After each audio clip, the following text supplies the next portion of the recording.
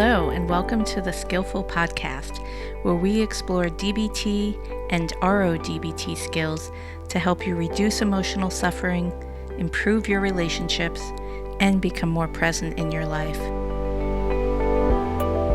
I'm your host, Marielle Berg, a psychotherapist at the Bay Area DBT and Couples Counseling Center.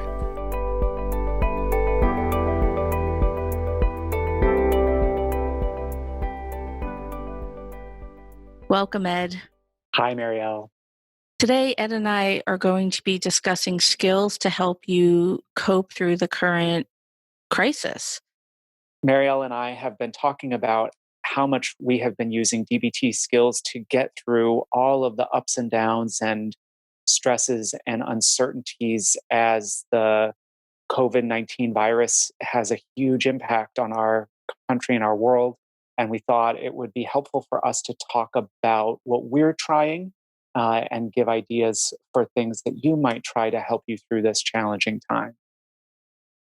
Yes, and as we're recording this, I'm aware that things are changing so rapidly day to day often, and we have listeners from all over the world who are facing different circumstances. We are recording this on Monday, March 23rd, and there'll be a lag between when we're recording it and when it will come out. So things might be very different by then or largely the same. We don't know, but we thought it might be useful to just offer whatever wisdom we can to help people through this really difficult time. And I also want to mention that this is a time where so many of us are needing all the support we can get. And our center is available for online therapy for California residents if you'd like to reach out.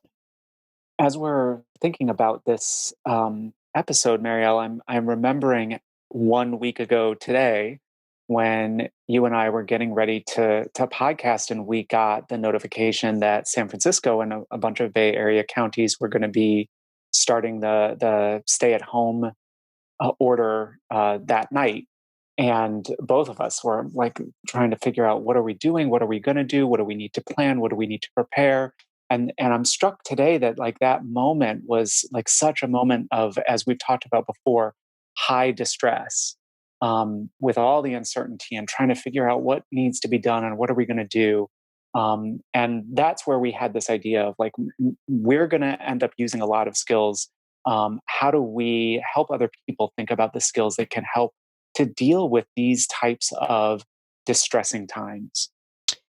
Yes, and one of the things we conceptualize in DBT is the subjective units of distress. And I'll also link to that scale in our show notes, which is basically a scale from 1 to 10, with 1 or maybe even 0 being like the most calm, peaceful self that you can be, all the way to 10, the most kind of freaked out, kind of out of your mind, super anxious self that you can be. And I think when we were planning to do this podcast last week, and we heard just moments before our scheduled time to talk that this shutdown was happening, and my SUD shut up to, a 7 or 8 or above.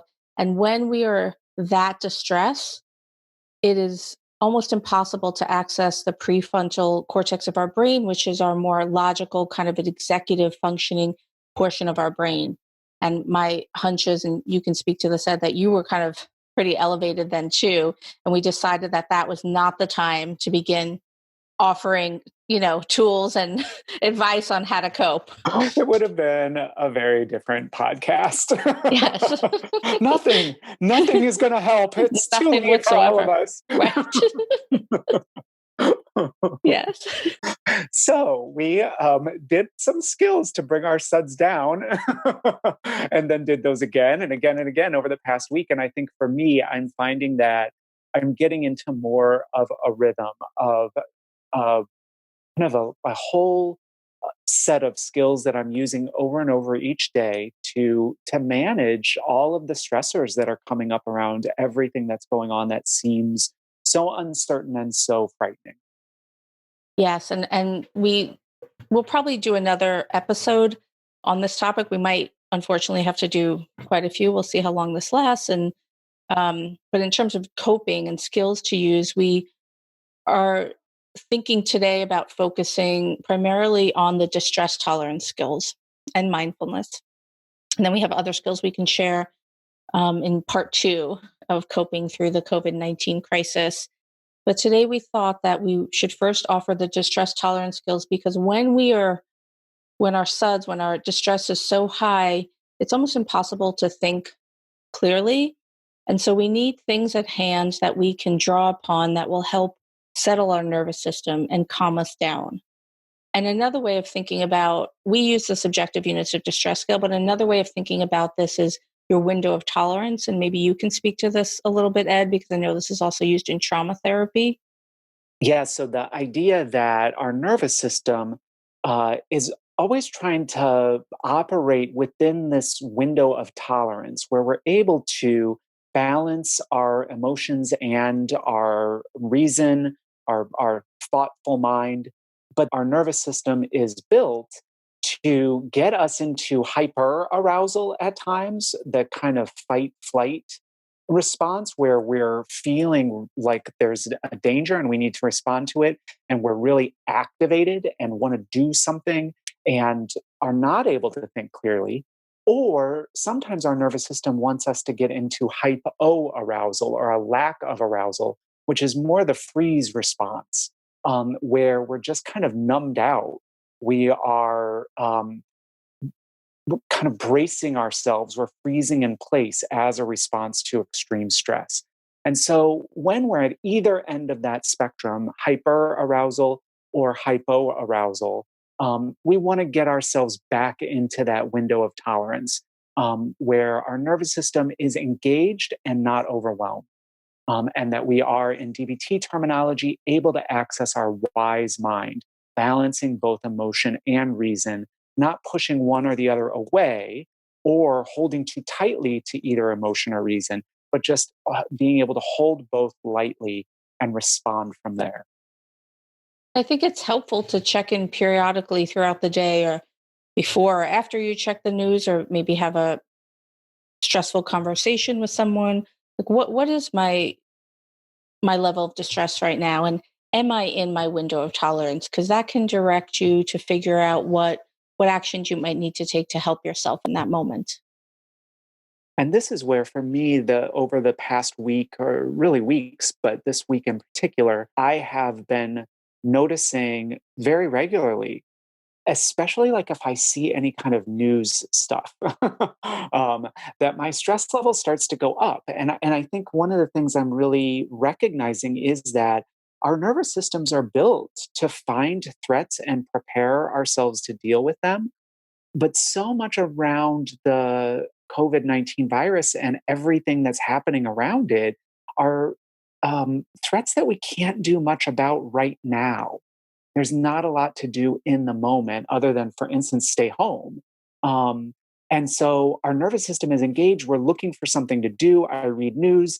I see, oh my gosh, something's happening. I want to do something and there's nothing to do right now. And I'm like kind of on, and noticing that I need to catch myself.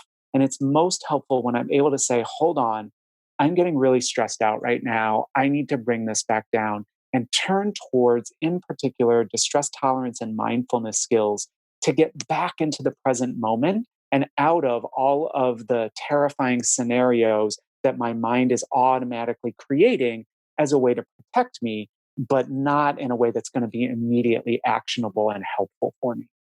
Yeah, and I'm thinking just to normalize, and hopefully folks already know this, but I think it's worth saying that fear is, appropriate, is really natural in a situation like this when there's so much that's unknown. And fear often wants to motivate us to take some action, some kind of protective action. And as you said, there usually, at least right now, there isn't much to do other than to socially distance and stay home and stay as isolated as possible. And so that can leave a lot of energy coursing through your system without a lot of outlets for it to be released. And we're not having the same social interactions that we typically have. And so we're left with some of this stuff without the same outlets where, if we're coming into contact with people on a more regular basis, we might be able to talk about stuff, or at least take our mind off things with other people. And we're having to access that kind of social support in a very different way. That's where I think that the first step for us is to just notice what's happening, to mindfully be aware of where am I at, what's going on right now, what do I need in this moment to strike more balance. Yes, and even that pause can be helpful. And if you can name your emotion, even just putting a name to what you're feeling, like, oh, this is fear, or noticing the different kind of levels of fear. Okay, this is, I'm having anxiety. Maybe that's a lower level fear, or, oh, I feel some panic in my body, whatever it might be. Maybe I feel some anger or irritation at the way this crisis is being handled by our government or governments around the world. Just naming and noticing that in and of itself can have a calming effect. And I think so often folks don't give themselves permission to stop for a moment and check in, like, what am I feeling? What's actually going on with me? And I think there can be a fear, like, if I really tap into my fear, it's going to overtake me. And Right. so we have skills that will certainly help with that. But the converse usually happens if you can allow some of those feelings to be there instead of trying to push them away. Often we have more capacity to manage those painful emotions than we really realize. And the curiosity, having a stance of curiosity about what we're experiencing, inherently brings in our reasonable mind when we're talking about the DBT framework of states of mind. Noticing that we all have a reasonable mind that's fact based, emotion mind driven by our emotions, and we're trying to balance those in a wise mind uh, dichotomy. That's not the word. Trying to balance those with a wise mind perspective. And so being curious about what emotion am I feeling? Can I name it? What are the physical sensations I'm experiencing that go along with that emotion? Inherently, that brings in our reasonable mind. And that will strike a balance if the emotion is pretty strong. And fear, in particular, can be a really powerful emotion. So, just that moment of curiosity can be, in and of itself, a valuable skill that can get us closer to our balance. Yes. And as you're talking, I'm thinking about another challenge to this particular time, because often when we're talking about these skills with our clients and in group, it's more about individual suffering, what's going on in that particular person's life that they're struggling with. And I have noticed this certainly for myself when I've, turned to family and friends or my significant other for and wanting help to help soothe my fear and some of the emotions that I'm managing, is that almost everyone around me, that's figuratively around me, no one is actually really around me, but or very few people, Right. but that I can contact are feeling very similar things, sometimes even more intensely. And I think that can leave many of us feeling under resourced, because if the places you go to get like a perspective or someone else who's calmer to kind of help you be more settled and more grounded, if those folks aren't grounded, and so often so many of us right now aren't grounded, it's extra challenging. And I think another way to validate our experiences right now is that in DBT in particular, we talk a lot about people who feel emotions more strongly than others. That on the spectrum of emotional experience, many of us feel things even more profoundly and physically than other people. Well, now is a time where we may be feeling things more deeply. I know that for me, I've had a couple of times where I was like, oh my God, this is terrible. And other people are like, no, here's what's happening now. Here's what's going to happen in the future. This is what we're going to do. Checking the facts using one of the DBT skills really quickly. And my experience is different because even though like I have so much more emotional balance than I've ever had, I still feel things pretty strongly. And so to be able to validate for ourselves, our emotional experience is whatever it is. We're feeling things strongly, that is what it is. If we're not and we're finding ourselves maybe more numb, it is what it is. We're all going to have different experiences at different times. So being able to just say, this is where I'm at right now. What do I need in this moment rather than getting into any judgment of ourselves or others? One thing that I've been hearing is some folks really minimizing the way they're struggling, feeling like, oh, I don't have it that bad. I'm not homeless out on the streets. I still have my job. I have health insurance. And so many folks are aware that there's many in our world, in our community, who don't have those resources. And pandemics hit the most vulnerable the hardest. And we're aware of that. And I think there can be a minimizing. Like, I shouldn't feel bad. I shouldn't feel so fearful. I shouldn't be so overwhelmed because I am essentially safe in this moment. And, I was thinking that if that kind of minimizing and essentially invalidating ourselves created a just world, like, we'd already have a just world. Like, that doesn't Right. actually change Right. anything. Right. And my experience over the past week is that the people who are, for instance, working in healthcare settings and hospitals, the people who have already lost their jobs are actually coping already, whereas the people who are anticipating the possibility of things that could happen are having a harder time. And I think that this is one of the realities, is that when we end up in difficult circumstances, we tend to find ways to cope. Anticipating something is actually harder and requires more effort to pull ourselves back into, like, okay, what do I do today, rather than getting into the worries of anticipation. And that's where I think that really having that non-judgmental approach and saying, I am where I am. What do I need today? Because that's really the only thing that we can do anything about, is me and what do I need. Sometimes that includes contributing to others, and sometimes it includes just doing something to take care of ourselves. And so let's talk more specifically about some of these skills that can be so helpful. And I think we should start with some of the tip skills, because those are 911 for when we are, like, way outside that window of tolerance, or our distress is at a 10 and we can't think clearly. A reminder that the acronym TIPP stands for a set of skills that help change our physical response to stress as a way to then change the emotional response. So the acronym stands for temperature, particularly tipping the temperature around your face, intense exercise, paced breathing, and then the second P, paired muscle relaxation that goes with the paced breathing. And so the first one, the T, is for temperature.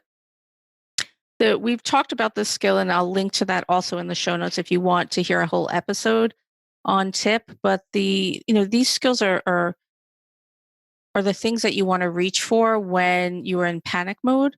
And so the T for temperature is essentially dunking your head in a bowl of cold water. We'll talk a little bit more about how exactly you do that, but that's a skill. That's That's a the skill. skill. Yes. And again, we, Marielle, in our episode, both of us talked about how the first time we heard it, we both had the common response, which is, that sounds ridiculous. And yet it works so well. It does. It's pretty amazing. So there's different ways to do this. Well, before I even talk about how to do it, let's just talk a little bit about why it works. So it settles your nervous system. It's called the dive response. I don't know if we have any divers listening, but our heart rate slows, our whole system physiologically slows down when we can dunk our head in cold water. So ideally, you're able to fill up a sink or a bowl of water and maybe put some ice in it. You don't want to make it too cold that it's going to burn your skin or be harmful in any way, but you want it to be pretty cold. And you hold your breath, obviously, and you dunk your head in up to about your temples, and for about 30 seconds, or as long as you can hold your breath. And for so many people, this works like magic. It's pretty quick, and your nervous system can calm down. So often I realize we teach this skill to folks, and, like, okay, if you're at work and people are like, can't get a bowl of cold water at work. And we're like, okay, ice. You can even take, like, a can of, soda and hold it against your face. But many, many people, if not most people, are home. So this will probably be easier to access, but you can also take an ice pack from your freezer, or fill up a baggie with ice and hold that against your face, maybe with a barrier like some paper towel or a dishcloth, so you don't, irritate your skin. And you can hold it over your eyes and your temples and hold your breath and have a similar effect. My go-to for this is like a bag of peas in the freezer, a bag of corn, because it's already prepackaged and ready to go, and can really, because what we want is to get the cold around our eye sockets. That's what stimulates that dive response. So anything that's going to get cold around your eye sockets, and pretending like you're diving and doing that will basically stop the move of stress up the SUD scale and start to reverse it. One of the things that I hear from people a lot is, oh, I tried that and it didn't work because my SUDS went from a 9 to an 8. Well, it worked. um, None of these skills are going to get you from a 9 to a 3. What you want is just to stop the distress from going up and maybe start to move it in the other direction. And almost always, we need to follow it up with other skills as well. But this, in particular, the ice dive, is a way to just stop that distress in its tracks. And as you're listening to it, if you have a similar response to what Ed and I had when we first learned about this skill, is feeling incredulous, feeling like that's not Right, going to work. I want to bring in another skill, which we won't talk about today, but we talk about in our groups, which is the skill of willingness. But just wanting to right. invite listeners to try it when you're highly distressed and being willing to see if it has a positive impact. So then the I in the tip skill stands for intense exercise. So doing some sort of intense exercise just for a couple of minutes to get your heart rate up so that your body has to work to bring your heart rate back down, which is inherently calming.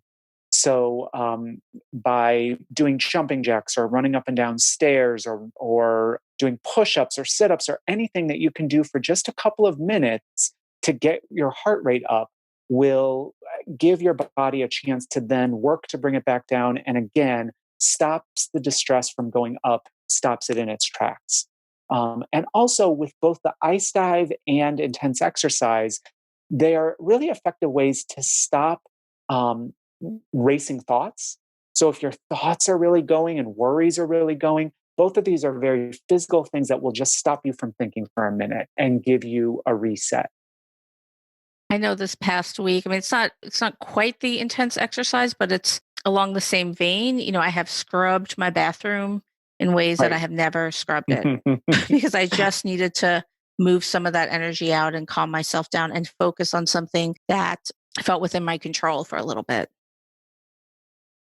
And so with this one, it's you just want to do it for a couple of minutes, and oftentimes you may have to repeat it or follow up with another skill to keep the stress level going back down. But it can be really effective. And then the next part of the tip skill is there's two P's. There's paired muscle relaxation and paced breathing.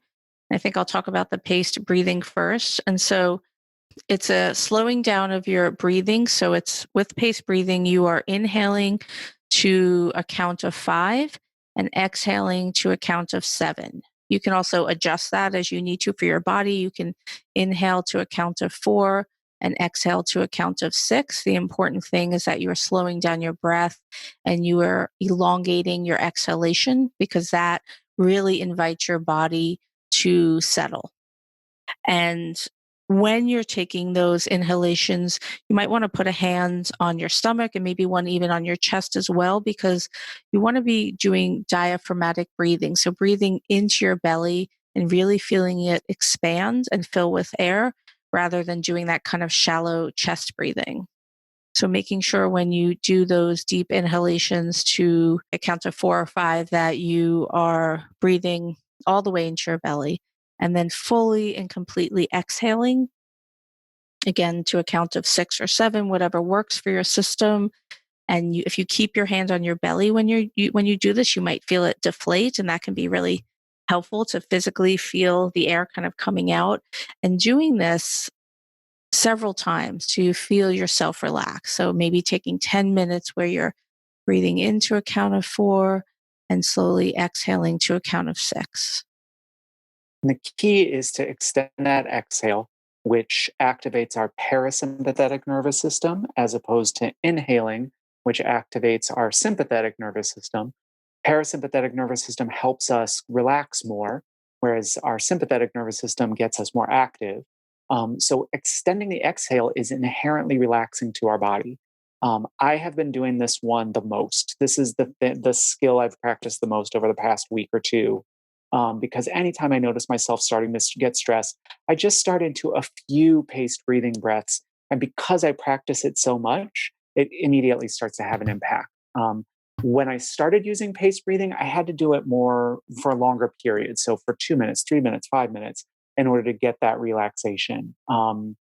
One of the disadvantages of paced breathing, as opposed to the temperature or intense exercise, is that if we have racing thoughts or our thoughts are really going, paced breathing tends to be a little harder to do because it doesn't turn off the thoughts as easily as the other ones do. And that's where adding paired muscle relaxation can be really helpful. So when you're breathing in, um, you're tensing muscles, either all the muscles in your body or specific muscles. And as you're breathing out, you're relaxing so that you're enhancing the tension and relaxation that goes with the pace breathing. And it gives your mind a little bit more to focus on if I'm going to tense my fists and relax my fists, and really exaggerating that relaxation in order to get the maximum benefit of feeling a physical relaxation response. And again, we will provide a link to Marsha Linehan's DBT skills trainings and handouts book, which, if you don't have and you really want to dive into these skills and practice them, is super useful to refer to. What I have been finding for myself, and as I'm talking to others, is that TIPP is a really helpful way to kind of stop the stress from going up the SUD scale. Oftentimes, we need more than that. It's not enough by itself to actually bring the stress down, which is where there's a whole nother set of skills in distress tolerance that can be a good follow up to TIPP. The skills for doing something active to bring stress down. So distraction, self-soothing, and our acronym for improve the moment, which are all things that can be helpful to take our mind off of whatever we may be thinking about, worrying about, and put our mind on something else in order to let our body reduce that stress. And some of those skills that I've been relying on in particular during this time period are the self soothing skills. So those involve using your senses in whatever way is pleasing to you. So that's smelling a candle that you really like, or inhaling the scent of coffee, or if you have flowers nearby where you can do that. So, what you smell, what you taste, having, maybe a small bite of something really delicious or a lemon candy. What you hear, I've been using soothing music or really just fun kind of pop music. I've also been watching some musicals. So that Mm. is hitting a bunch of different distress tolerance skills. There's self soothing, and that it's really pleasurable to hear the music and watch the dancing. And it's also a great form of distraction. You can also think about touch. So that might be soft blankets or putting clean sheets on the bed or lotions or whatever might be soothing to you. If you have someone close by who can give you a foot massage, or giving one to yourself. And I think often when we teach these skills in groups, there can be a pushback from folks saying like it's indulgent or it's not going to help. And so if you take like a bubble bath with something that smells lovely and you light some candles and listen to some, calming music, it's not going to change your life, certainly, but it is going to calm you down. And I think we're really needing as many tools to calm ourselves down in this time period as possible, and experiment what works for you. So right now, self-soothing is really calling to me. Who knows, next week it might be a different set of skills. Another thing that I've been finding really helpful during this time where I can feel very helpless is the skill of contributing, which is part of our Wise Mind Accepts acronym for distress tolerance skills.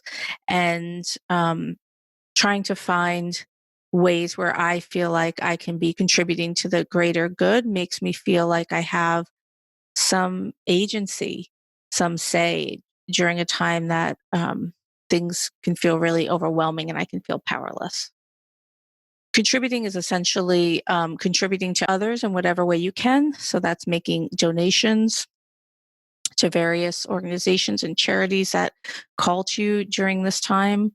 Sometimes I think about it simply as if you're walking down the street, if you are able and allowed to do that, and not on official lockdown. Right now, here in the San Francisco Bay Area, we are shelter in place as of today. So you can go outside and take walks as long as you stay 6 feet apart from people, but just smiling at people, which is Right. something, in many urban areas, I know I don't do very often, smiling at strangers, but I'm noticing a lot of people are returning that smile, and that is a small way of contributing. And again, like reaching out to people is a good way to both contribute as well as to provide ourselves some distraction and our own support. So I'm hearing a lot of people talking about reaching out to people as a way to stay connected, to reduce some of the isolation that can come from this time. And also to feel like I'm doing something for someone else. I'm checking in on how they're doing. I'm giving other people an opportunity to have some contact. So that can be a helpful way of contributing. So those skills around tip and some of those other more active distress tolerance skills can be really helpful when we notice that our stress level is already high and we want to bring it down. We're going to need a lot of that. With distress tolerance in DBT, we also have a whole other set of skills around accepting reality as it is as a way to bring distress down. And so those skills have also been helpful to me this week. I'm finding that I have to practice the more active skills like tip or distraction, self soothing, improve, in order to then have the wise mind ability to access the more acceptance oriented ones. And one of the ways that I've been thinking about this and conceptualizing it that's been helpful to me is using the dialectical approach in DBT and the concept of walking a middle path between extremes as my starting point. So noticing that I am very consciously trying to walk a middle path between the extremes of panic on one side and denial on the other. So during this time, we can easily find ourselves being pulled towards panic or pulled towards denial. There's no problem. It's no big deal. It's all going to be fine. Don't worry. Um, Neither extreme is going to give us everything that we need.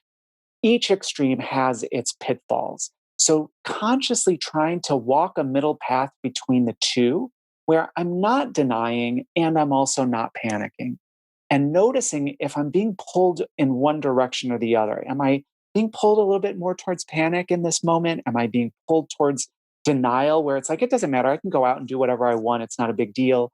And then kind of pulling back in the other direction. So, that dialectical approach of trying to seek that balance is, for me, a really helpful starting place as a framework for everything I'm trying to do to manage all of the emotions of this time. As you're talking about those two extremes of panic and denial, I'm thinking about how this has so been my experience with compulsively consuming the news over the last couple of Yeah. weeks, that I'll read something that's all about panic and this is the end of the world in so many different ways, financial collapse, in addition to tremendous loss of life. And then other things I'll read that, not as many, but that are not so much denial, but are more like maybe this won't be so bad. And then so I find myself sort of ping ponging between the two. And the way I am thinking about this middle path for myself is that it's a place of not knowing, because Right. we really don't know, and Right. that's so uncomfortable. And so that's, being able to notice, am I being pulled in one direction or another that's not helpful to me, and trying to balance that.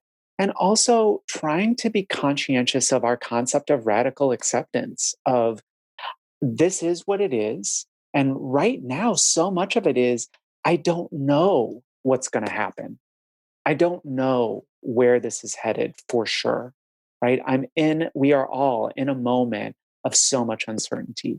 So being able to just notice, okay, I don't know, and then do whatever I need to do to manage that. So sometimes that unknowing, it's hard to accept, and I need more active distress tolerance skills. Other times for me, I'm finding myself using a lot of mindfulness skills to just stay in the current moment, to not think about what's going to happen tomorrow or next week or next month or next year, but to really just be here right now. What am I doing right now? What do I need right now? Um, Pulling my awareness just to what I'm doing in this moment as a way to turn off that pull towards worry or just, like, don't worry about it, no big deal. Yeah, and we didn't even get to our mindfulness skills. I mean, we touched on them a little bit, but I feel like we could also do maybe a whole episode on that because I'm also finding them super helpful. And they are the one thing that we can really pull on to bring us into the exact moment we're in. And for the large majority of us, at least where we are locally right now, we are safe. That, of course, can change. And that is part of the fear that comes up and likely will change. But if you're safe right now, then really being in that moment. Right. Because freaking out about what's going to happen, unless it's actually effective and that we take preparations like shelter in place, is usually not very effective. It leads folks to stockpile toilet paper and all sorts of other things, which Right. I understand why Right. people do that, even though it's not particularly effective and not good for the community. Some people don't Right. have resources they need, but Right. it's a panic driven. Right. And for me, just recognizing that I'm gonna panic sometimes, that Hmm. our minds are built to Yeah. say, this is a huge threat in so many ways, and I need to prepare. I think the difficulty is, for the most part, there's not a lot to do in the moment. Yes. And my mind pulls towards, it's going to be fine, don't worry about it, which I need sometimes. Sometimes I need to just say, you know what, I think this is all going to turn out okay, and give myself a break.